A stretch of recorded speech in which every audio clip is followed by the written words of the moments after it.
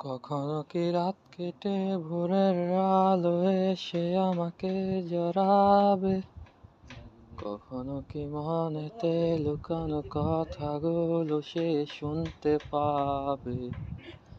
যতবার কল করি তুমি ব্যস্ত থাকো বন্ধুদের সাথে, আবার আমি বের হলে বলো কি করো তুমি অন্যদের কাছে।